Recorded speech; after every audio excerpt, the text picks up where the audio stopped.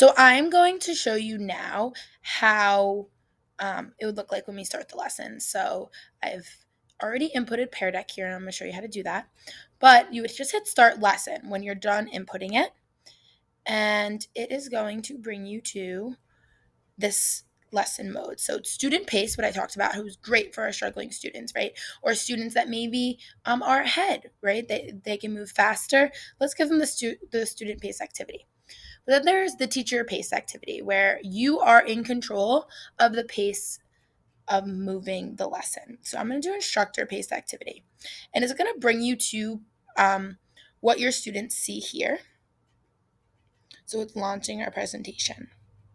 So here is what you put on your board, right? Here is what everybody sees.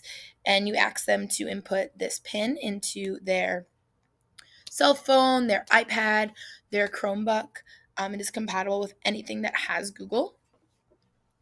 And then they'll be able to continue on. So saying new students connected, they would go to joinpd.com, they would put in the class pin, and then they'd be able to access your lesson. So here I'm just going to let us look at the teacher dashboard, right? So here's the teacher dashboard you can click on when you start your lesson. And when looking at this, the teacher only has access to look at this. So this is a view just for the teacher. And as you see, it says here, it's to privately view individual student responses. So you as the teacher get to track your students' responses throughout the lesson. You can see who's falling behind, who's getting the content, who has the prior background knowledge, who does not, and who maybe you need to go over to and help, all right from your own computer. And students' responses come up anonymously for the class on the board, but for you, you get to see what devices is inputting their answers. So close the class code, and as you see as we go through, so here is one of my Pear Deck slides, right? So it's saying waiting for responses, and this was a typing one. So my question says, what do you need in order to make pancakes? And when looking at this, my lesson was making pancakes. I wanted, what do my students already know about making pancakes, right? So I put in typing. So they could write syrup, they could write, you need to put in the oven, anything that they want, and all of their typing responses would pop up here for me. And on my view as the teacher, I'd be able to see their name.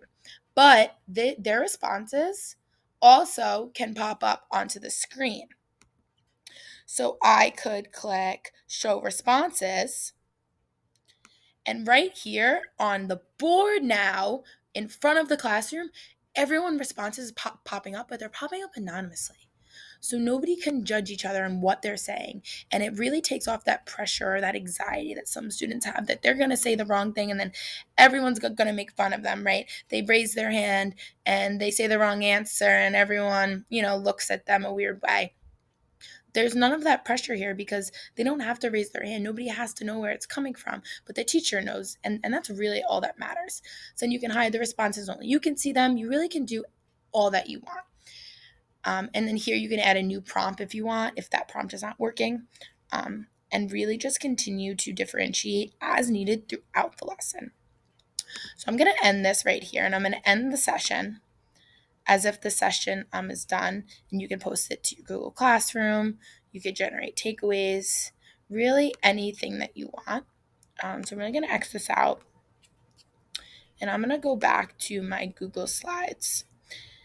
So that was really how to present it once we already have made the Pear Deck.